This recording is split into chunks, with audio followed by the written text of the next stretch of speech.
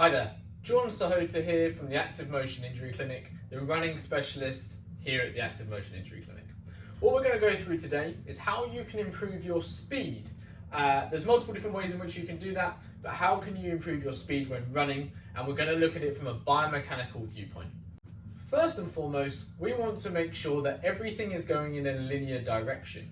Okay, so if we think about that from a body part by body part viewpoint, we see a lot of runners that are losing energy and speed because their force is going vertically rather than horizontally, okay? And what you'll see there is they're bobbing along as they run.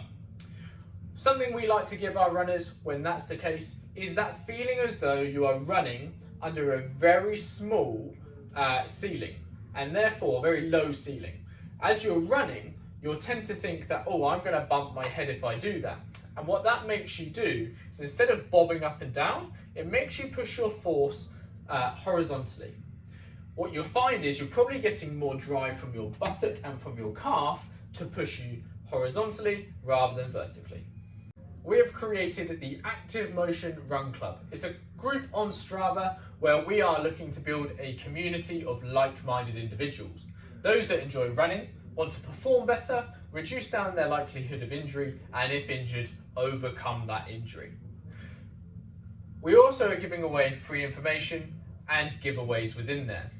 So if that's something you're interested in, then you can find in the bottom of the description the link to our Strava Run Club. We'd love to see you there and eventually see you on an in-person run with us. Okay, how do we improve our speed biomechanically? We've already talked about where our force is going vertically rather than we want it to go horizontally.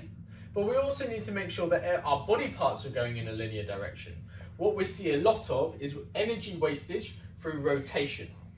Okay? We want our arms going forwards to backwards, not side to side. If we're going side to side with our arms, 9 times out of 10, our legs are going side to side to some description as well. Okay, so we want to make sure that our arms are tracking in a forwards pattern, therefore our legs are more likely to be tracking in the same parallel pattern.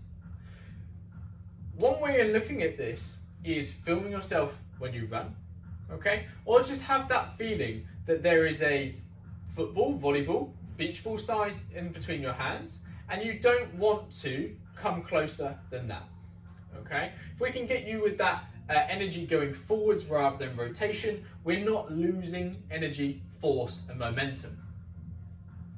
Another little biomechanical tip to help you improve your speed is where our body position is at any one time.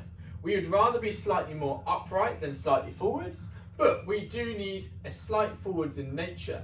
That allows the heaviest part of our body to start to take our momentum forwards. Okay? The minute our momentum starts to go forwards, we can then use that to our advantage and run a little bit faster. The way I would say there is think about running as controlled falling, where your body weight is in front of you to take you forwards and improve your momentum rather than being too far back. The ultimate bit within that is we don't want it too far forwards where we feel like we're leaning over. We want to be on a slight forwards body tilt when we run. If you like our content and you'd like to engage in more of it, then please do like and subscribe to this video and channel. It would mean a lot to us, and we're trying to grow a community of runners.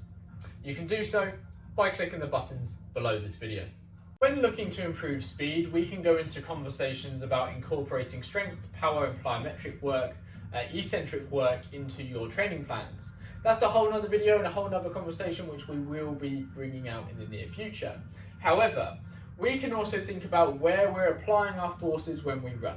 So for example, when I'm running, I like to have a thought process of pushing backwards into the ground in order to go forwards. If I push backwards, I am more likely to travel horizontally with more speed and power.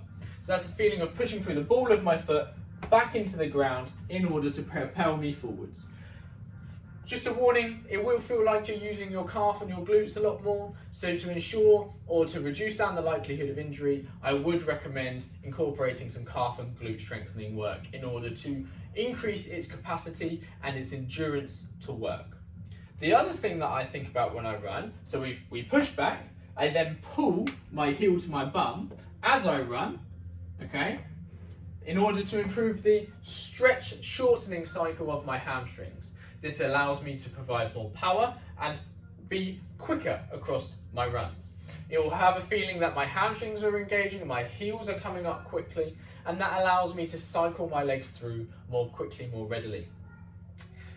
What again I would put in there is some eccentric work to the hamstrings. Like I said, will come out in another video if that is something that you're unfamiliar with. If you like our content and you think somebody else would benefit from it, please share it with them or tag them in the comments. But if there's anything that you would like us to do a video on, please do put that in the comments, and we would like to invite you to our next video.